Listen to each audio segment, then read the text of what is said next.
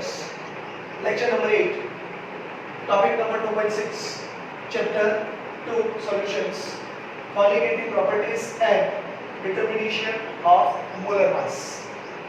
First of all, understand what is meaning of colligative properties. First time this word term. Colligative from Latin word. We can say that co means together and ligand means to bind. Together bind is known as colligative properties. So here, once again, colligative from Latin we can say that co means together, ligand means to bind. That is called together to bind. That means what? In solution, solute and solvent they are bind, and that particular properties is with respect to colligative properties. So here depends on the number of solute particles irrespective of their nature relative to the total number of particles present in the solution. Such properties are called colligative properties. Once again we repeat this definition. This is a very important definition. Depends on the number of solute particles irrespective of their nature. Whatever the nature, it is not depend on that. Related to the total number of particles present in the solution, such properties are called colligative properties. In solution, when we mix solute and solvent, at that time this type of properties is shown, it is considered as colligative properties. Now, non-volatile solute, when we add volatile solvent, at that time vapor pressure of solution decreases.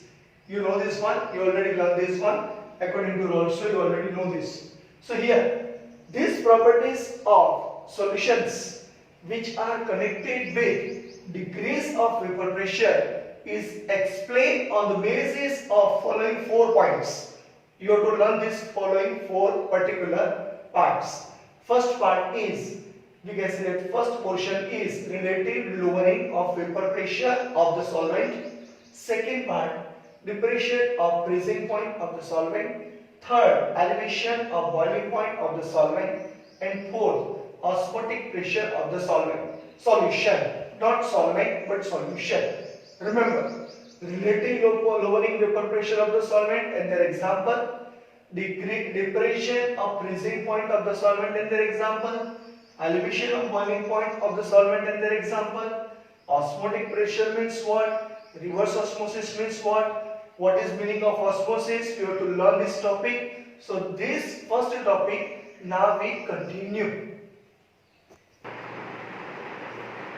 Now, here our topic is relative lowering vapor pressure of the solvent. Okay, now see. The vapor pressure of solvent in solution is less than that of the pure solvent. Suppose you take one beaker, in that beaker non-volatile solid is there and volatile solvent is mixed. At that time, suppose it's closed. So here you see, whatever the volatile solvent is there, that vapor pressure is more as compared to vapor pressure of the solution. And that's why you understand this sentence. The vapor pressure of the solvent in solution is less than that of the pure solvent. According to Rolls law, now you know the Rolls law, lowering vapor pressure depends only the concentration of solute particles and is independent of their identity. That means nature-wise it is not shown, but it depends only on the concentration of solute particles.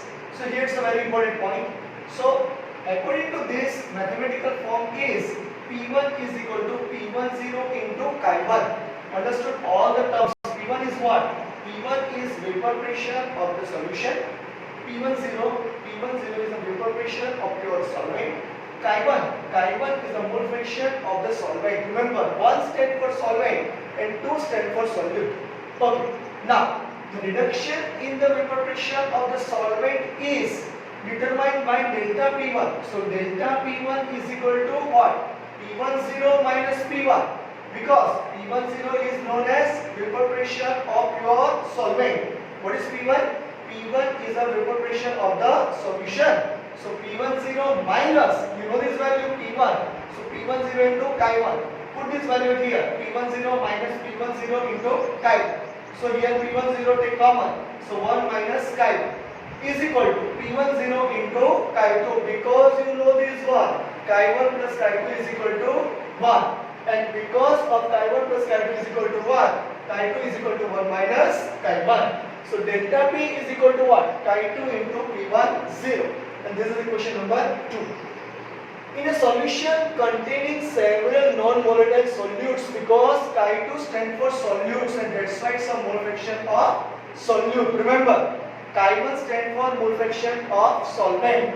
So here the lowering of the vapor pressure depends on the sum of the mole fraction of different solutes.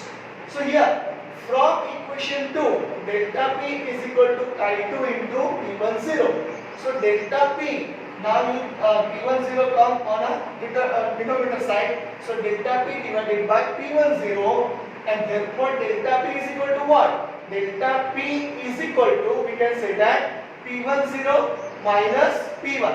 Here delta P1 not but delta P is equal to P10 minus P1 divided by P10 is equal to, we can say that chi2 is equal to N2 divided by N1 plus N2, because chi2 is what? Mole fraction of solutes. So in left hand side equation is called, this equation is called relative lowering of vapor pressure, and it's equal to the mole fraction of the solute. Now if you know in 11th standard you already learned N2 how we determine and N1 how we determine. So N2 is equal to what? W2 divided by M2, mass of solute divided by molecular mass of molar mass of solute. What is N1? N1 is nothing but mass of solvent divided by molar mass of solvent. And put this term at here. At that time we can say that here N1 plus N2 is there, but N2 is we can say that very less than as compared to N1 in a total, and that's why we neglected this N2, and that's why N2 divided by N1 come. So here you understood this one. N2 divided by N1 plus N2, that means for diluted solution we can say solute particles is very less, and that's why N2 divided by N1, and therefore we can say that N2 is equal to W2 divided by M2, N1 is equal to W1 divided by M1. So P10 minus P1 divided by P10 is equal to W2 divided by M2 into M1 divided by W1, and from this molecular mass of solute is determined, and that's why here example is very important. So here first of all delta P is equal to P10 minus P1. Correctly, delta P is equal to P10 minus P1, and that is nothing but the reduction in the vapor pressure of the solvent. So this term is completed. Now in NCERT textbook here example number 2.6 which is calculated is given, but it's very important to know. According to the sentence, the vapor pressure of pure benzene is called solvent at a certain temperature is 0.850 bar. A non-volatile, non-electrolyte solid weighing 0.5 gram when added 39 gram of benzene, molar mass is given 78 grams per mole. Vapor pressure of the solution then is 0.845 bar. What is the molar mass of the solid substance? Now you see, particular terms are given at here. You have to first of all find out particular terms. P10 is known as vapor pressure of pure solvent 0.850 bar, and this is nothing but benzene. P1 is equal to 0.845 bar. Okay, 0.845 bar solid weighing substance is given. That means its substance is not given, which particular substance is there. So understand that P1 is equal to 0.845 bar. N1 is equal to 78 grams per mole. So molar mass of solvent is given. W2 is mass of solute, that is 0.5 gram is given, and W1 is 39.0 gram solvent, and that is mass of solvent is given. So here you see, in correction delta P1 is equal to chi2 into P10 or delta P is equal to chi2 into P10, but in our textbook, NCERT textbook, this equation is given. So instead of delta P, consider delta P1 is equal to chi2 into P10. So here P10 minus P1 divided by P10 is equal to W2 divided by N2 into N1 divided by W1. We have to find out which particular terms, N2. All terms are given, just you see, all the data is given. So put this data in this particular equation, and according to that, 0.850 minus 0.845 divided by 0.850 is equal to 0.5 into 78 divided by N2 into 39. If you calculate, then N2 is equal to 170 grams per mole. And this is your example 2.6, which is a very important, which is also asked in your board examination. But now see, another just this topic is over. Now you try to calculate in your exercise. This type of example is given, and you try to calculate it, okay, and put in a description box. Prepare this note. Those students from Knowledge High School, those from another high school, they also prepare their notes. Be ready, or say write down all the notes in your notebook and prepare it in a well manner, and you read it, you continuously show this video, and from that you evaluate your score. Thank you very much.